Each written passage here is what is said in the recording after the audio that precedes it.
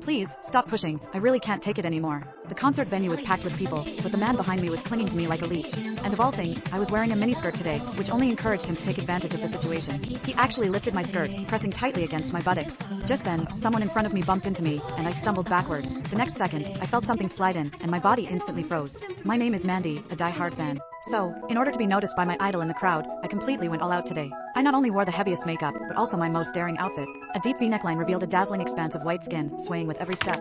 The bottom half consisted of a miniskirt that barely covered my thighs, paired with pure white stockings that tightly hugged my legs. I was certain I was the most eye-catching person in the entire venue. But when I arrived at the venue, reality hit me hard. The entire stadium was packed to the brim, and I was instantly swallowed by the surging crowd. Forget about my idol noticing me, I couldn't even move an inch. All I could do was desperately stand on my tiptoes and scream at the top of my lungs, "Husband, take me away." Unexpectedly, this innocent remark attracted the worst kind of trouble. My idol didn't notice me, but it attracted a disgusting pervert. After I shouted those words, I felt someone behind me bumping into me repeatedly. At first, I thought it was just accidental contact due to the crowd. After all, bumps and jostles are normal in such a place. But the feeling became clearer and clearer. A hard object was repeatedly pressing against my buttocks, making me extremely uncomfortable. It was only then that I realized what had happened. I thought I had accidentally bumped into his hand, which he had placed behind him, so I quickly turned around, ready to politely apologize. I instinctively apologized, but he paused for a moment, then unexpectedly flashed a meaningful, mischievous smile. "It's all right, I'm happy to oblige." When I turned back around, pretending nothing had happened, I didn't expect him to become even more brazen, pressing himself against me.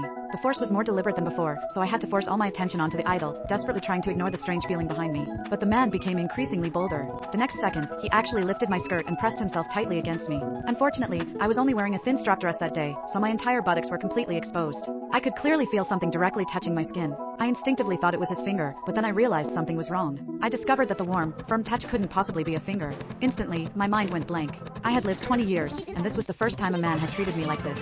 A wave of immense fear overwhelmed me, and every cell in my body screamed to escape. But the crowd was so dense, there wasn't a single gap.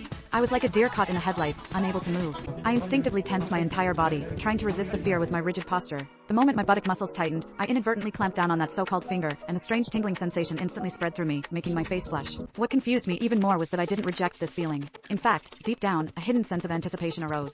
The man behind me obviously took this as tacit consent, so he became even more audacious, repeating the action several times until the foreign sensation could no longer be ignored. I'm a sheltered college student, always following the rules, but today, at a crowded concert, I was manipulated by a complete stranger.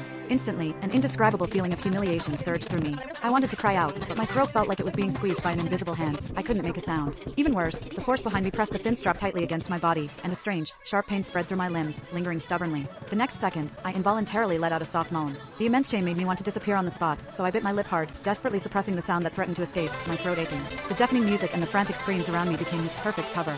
Everyone's attention was focused on the stage.